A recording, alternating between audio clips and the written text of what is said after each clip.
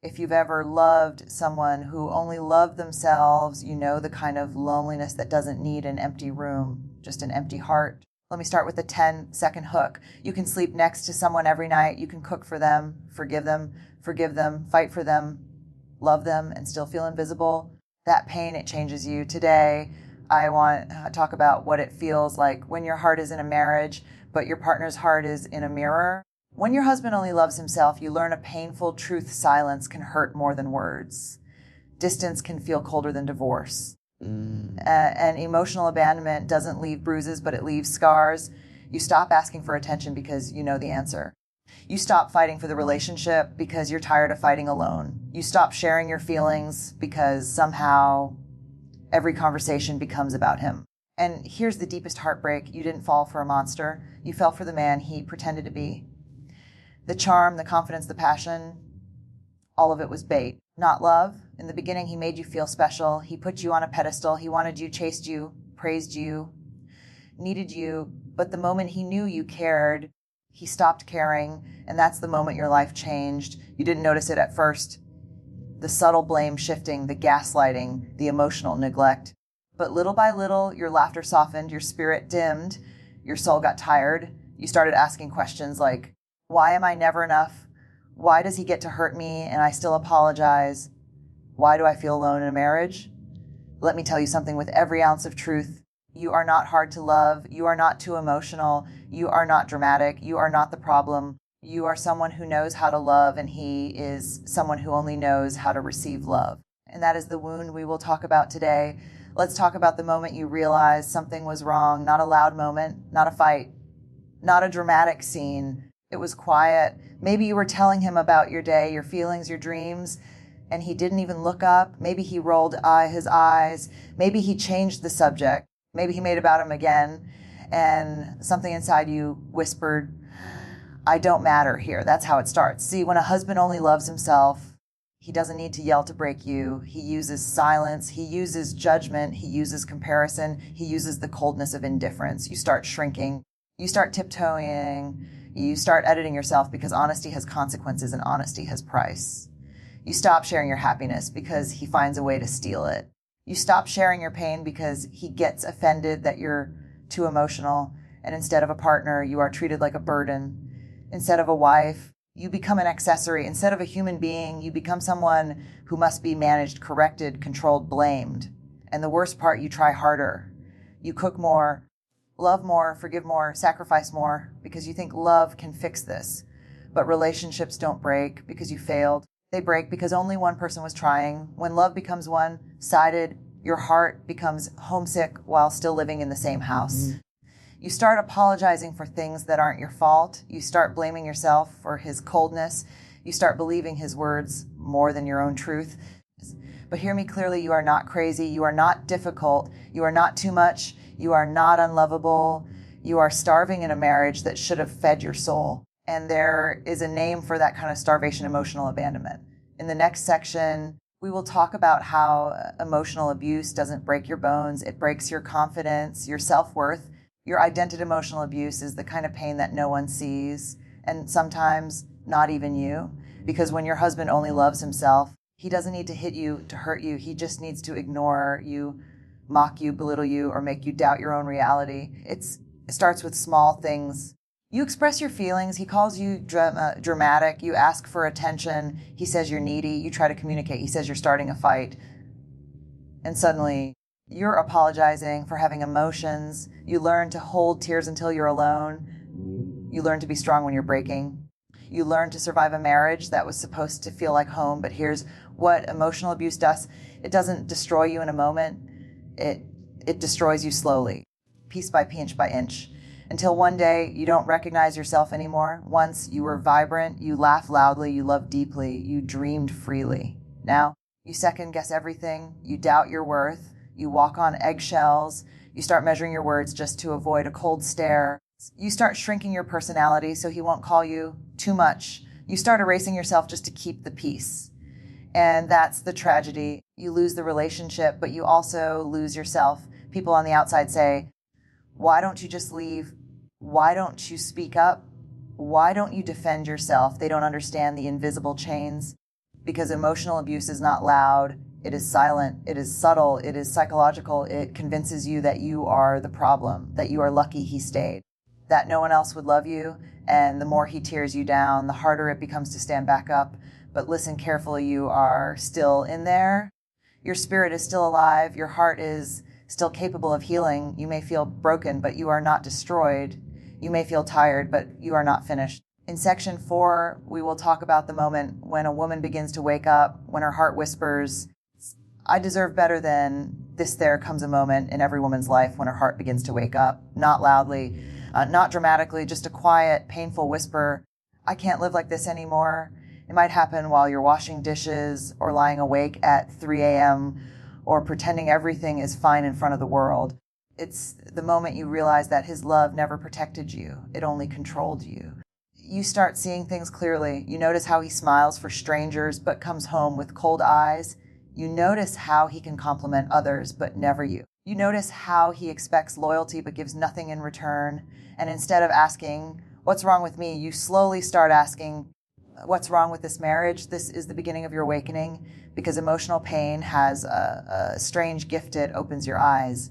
You begin to see the patterns. He only cares when he needs something. He is kind when it benefits him. He apologizes only to reset the cycle, never to change. You begin to feel a truth that terrifies and empowers you. You've been loving him alone. All those nights comforting yourself, all those tears he never saw, all those prayers you whispered quietly, your soul remembers every one of them. And then something shifts, not suddenly, but steadily. You start taking back tiny pieces of yourself. You laugh again, not because of him, but in spite of him. You dress for yourself, not for his approval. You talk to friends again because deep down you know you need connection. That's how healing starts, with small steps, small truths, small acts of courage. The world doesn't notice, but you do, because for the first time in a long time, your heart whispers a different message. Maybe I am worth love. Maybe I deserve peace. Maybe this pain is not my destiny. In section 5, we will talk about what happens when you stop chasing his affection and start choosing yourself. There is a powerful shift that happens the day you stop chasing him. You don't announce it. You don't fight about it. You don't beg anymore. You simply stop. You stop explaining yourself to someone who never listens. You stop waiting for apologies that never come. You stop trying to impress a man who only impresses himself. And here's the truth most women don't expect. When you stop chasing him, you feel something you haven't felt in a long time, relief. You start breathing again. You start thinking clearly again. You start realizing how much energy you were pouring into a black hole. Because loving a self-centered man is like loving a well with no water. No matter how much you give, you stay thirsty. And the more distance you create, the more you see him for who he really is. You see the manipulation. You see the selfishness. You see the emotional emptiness. You see that his love was never love. It was possession. He didn't want a partner. He wanted someone who made him feel powerful, someone who praised him, obeyed him, validated him. But when you stop feeding his ego, something fascinating happens. He becomes angry, cold, accusing, blaming, because your strength threatens his control. He might say, you've changed. You're ungrateful. You're disrespectful. But the truth is simple. You didn't change. You just stopped sacrificing yourself. You stopped bleeding to keep him comfortable. You stopped accepting crumbs and calling it a meal. You stopped mistaking manipulation for love. And the moment you choose yourself, even quietly, something inside you begins to come back to life. Your confidence, your voice, your worth, your identity. You realize that silence can be power. Distance can be healing. And losing him might mean finding yourself. In section 6, we will talk about the mask he wears, how a man who loves himself more than his wife can still fool the world. One of the hardest parts of this story is simple. No one believes you, because a man who loves himself more than his wife is a master of performance. He is charming in public. He is polite to strangers. He is respectful with others. He is admired by people who never live with him to the outside world. He looks like the perfect husband, social, confident, responsible, successful, but behind closed doors, cold, critical, silent, self-obsessed. And that's the cruelty. The world praises the mask while you survive the man behind it. You try to tell people, he ignores me, he makes me feel invisible, he only cares about himself. But people respond, he seems so nice. He loves you. You're lucky to have him. Lucky. They don't know that you cry in the bathroom, so he won't see your tears. They don't know you apologize to stop the silent punishment. They don't know you have learned to break quietly so no one asks questions. He makes you feel crazy. He tells you everything is your fault. He says you're too sensitive. He says you overreact. And sometimes you start believing it. But here's the truth. A narcissistic man doesn't love you. He loves the image of being loved. He loves admiration, not intimacy. He loves control, not partnership. He loves being needed, but never needing you. He can show the world his best while giving you his worst. He can smile for cameras and frown at you. He can charm a crowd and emotionally abandon his own wife, and the world believes him because his mask is perfect. But you are the only one who knows the truth. You are the witness to the real version of him, the version without charm, without warmth, without love. In section 7, we'll talk about something much deeper, how a woman begins rebuilding her soul after years of feeling unloved. Rebuilding yourself after loving a man who only loved himself is not loud. It is not instant. It is not easy. It begins in small, fragile pieces. You start remembering who you were before the exhaustion, before the silent treatments, before the self-doubt, before you questioned your own worth. Maybe you used to laugh louder. Maybe you used to dream bigger. Maybe you used to love yourself more. And one day you look in the mirror and ask, where did I go? Healing begins the moment you decide to find her again. You start by taking back tiny moments of joy. A walk by yourself, music you used to love, a conversation with someone who listens, peace that doesn't require permission. Slowly you realize that your heart was not weak, it was tired. One-sided love drains a woman more than loneliness ever could. But here's the miracle. A heart that breaks also opens. You start respecting your feelings. You stop apologizing for having needs. You stop begging for the bare minimum. You learn that love is not supposed to feel like begging, not supposed to feel like fear, not supposed to feel like silence. You remember that you are human, not a servant to his ego, not therapy for his wounds, not a mirror for his pride.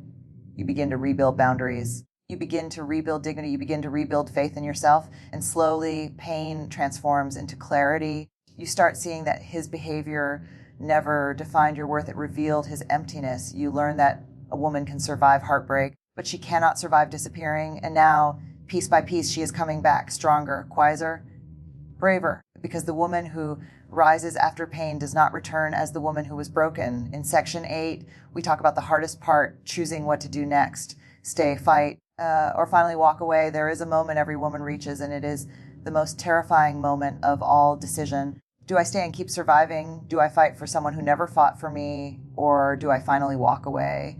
This is not a simple choice. This is not a movie scene. This is a woman's entire life in her hands, because leaving isn't just packing a bag. Leaving means breaking a cycle. Leaving means facing fear. Leaving means rebuilding everything from nothing, and staying isn't peace. PCing means shrinking. Staying means hurting silently. Staying means waking up every day hoping he changes while knowing he won't. So you sit in the quiet and you think, what about my children? What about my family? What will people say? What if I'm alone forever? What if this is the best I'll ever get? Fear tells you to stay. Pain tells you to leave, but strength tells you one truth. You deserve a life where love doesn't feel like punishment. Some women choose to stay and build boundaries. Some choose to separate and heal. Some choose silence to protect their sanity. Some choose distance even while living under the same roof. And none of these choices make you weak. But there is one thing you must know every time you choose yourself. You take back power he tried to steal. You stop asking him to value you. You start valuing yourself. You stop waiting for love from him. You start giving love to yourself. And when a woman chooses herself, truly chooses herself, the world around her changes. She speaks differently. She carries herself differently. She no longer begs for attention that should have been freely given. The day you decide you are done with disrespect, done with emotional starvation, done with being invisible, is the day your life begins again. In section 9, we will talk about something beautiful, how healing transforms a woman into someone she never knew she could be. Healing doesn't look like a fairy tale. It doesn't happen overnight. It doesn't erase the past. Healing looks like a woman learning how to love herself again after being taught she wasn't enough. At first, you feel empty, not because you lost him, but because you lost pieces of yourself trying to keep him. But slowly, the emptiness becomes space. Space for joy, space for peace, space for a life that doesn't revolve around someone else's ego. You start celebrating small victories. The first night you sleep without crying. The first meal that has taste again. The first time you look in the mirror and don't see failure, you see survival. Healing changes you. You become softer in the heart, but stronger in the soul. You stop explaining yourself to people who don't deserve the truth. You stop apologizing for having boundaries. You stop letting someone else decide your worth. And here's the beautiful part. You begin to feel alive again. Your laughter returns real loud, unfiltered. Your confidence rises, quiet, steady, powerful. Your spirit walks back into your body like it finally found home. And one day, without even realizing it, you stop thinking about him. You stop replaying the fights. You stop waiting for apologies. You stop craving the love he never gave. The wounds remain, but they no longer control you. You understand that what broke you also rebuilt you. You learn that being alone is not lonely. Being unloved in a marriage was lonely. You discover that peace is not a luxury. It is your birthright. And when love comes again, whether from someone else or from within yourself, you will recognize it, because real love feels safe. Real love feels warm. Real love doesn't shrink you. It expands you. In section 10, we will close with a powerful ending statement, a message for every woman who has loved a man who only loved himself. If you have ever loved a man who only loved himself, you know what kind of heartbreak the world cannot see. You know what it feels like to be married but lonely, committed but invisible, together but emotionally abandoned. You learn to wipe your own tears. You learn to comfort your own heart. You learn to survive storms he never even noticed. But hear this with every part of your soul. You are not broken. You are not unlovable. You are not too much. You are not the problem. You are a woman who gave love, loyalty, patience, forgiveness, and you were met with selfishness, silence, ego, and neglect. You didn't fail. You were simply loving someone who was incapable of love. A man who only loves himself does not know how to love a wife, because love requires empathy. Love requires accountability. Love requires effort. Love requires heart. And his heart was a mirror, not a home, but yours was a shelter. Yours was a place of warmth. Yours was love in its purest form. And now your story is changing. You are no longer shrinking to fit someone's comfort. You are no longer begging for attention that should have been freely given. You are no longer convincing yourself to stay in places where your soul starves, because the moment a woman realizes her value, she becomes unstoppable. She leaves what destroys her. She protects what heals her. She chooses herself, and that choice is power. So here is your ending statement. I love deeply. I survived silently, and I rose again. Loving myself is not revenge. It is my rebirth. And if the world ever asks how you made it through, you can say, I walked away from what hurt me and I walked toward who I was meant to be. Your story is not about a man who only loved himself. Your story is about a woman who finally learned to love herself more.